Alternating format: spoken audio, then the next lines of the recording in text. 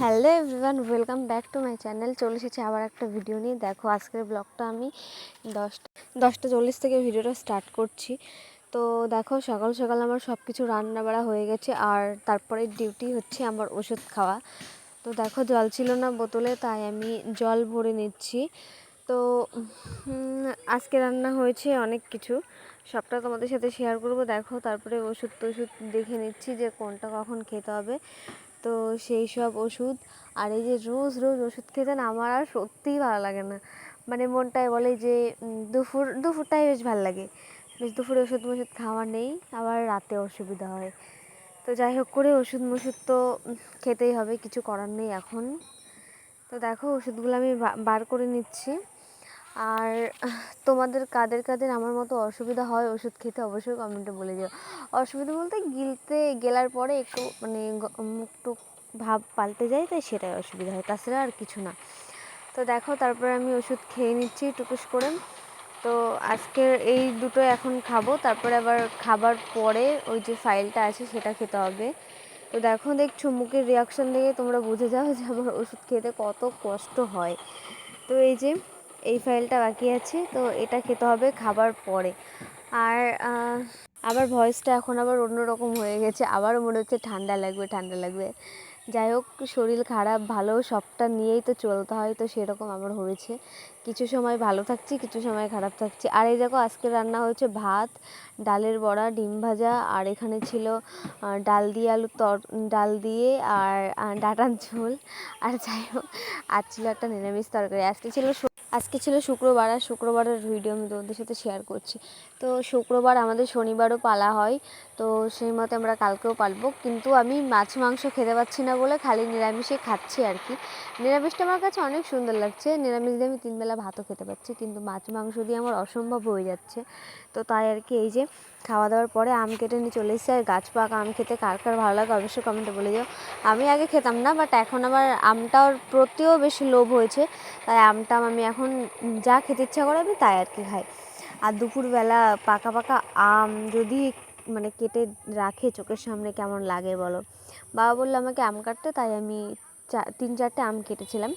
তারপর দেখো, আমার গাছে কত ফুল ফুটেছে। এই গাছটা আমি অনেক দিন আগে লাগিয়েছিলাম। তো তখন আমি প্রায় ক্লাস 7-6-এ পড়তাম। তো তখনকার গাছ মা একবার কেটে দিয়েছিল। তো তারপরে দেখো, গাছটা এত সুন্দর হয়েছে, আর গাছে এত ফুল ফুটেছে, কিন্তু পুজো দিতে পারছি না। আমি তো কিছু কারণের জন্য পুজোতে পারছি না, তো সেই কারণে দেখো গাছে ফুল ফুটেছে। আর এত ফুল ফুটেছে মানে কি বলবো, ধারণার বাইরে। মানে পুজো দিচ্ছে না কেউ, তো সেই সময় বেশি বেশি করে ফুল ফুটেছে। তো মা দেয়, তো সেইভাবে আর কি হয় না। তো দেখো, তারপরে বিকালবেলা হয়েছিল প্রচণ্ড হারে ঝড় জল। দেখো, আর আমার বোন, আমি চলে গেছিলাম নদীর ধারে। তো দেখো, আমার বোন বলছে আমরা একটা ছবি তুলে দে। তো সেটা ছবি তুলছিলাম, আমি ক্যামেরায় স্টার্ট করে ছবি তুলছিলাম, আর বাইরে দেবসীমা বলছে আমার ছবি তুলে দিতে। দেখো, আমার বোন এত ঝড় দিচ্ছে, আমার বোনই উড়ে যাচ্ছিলো। তো তারপর আর কি রাতের বেলা দেখো, আমার মা নিয়ে চলে এসেছিলো সোনার কানের।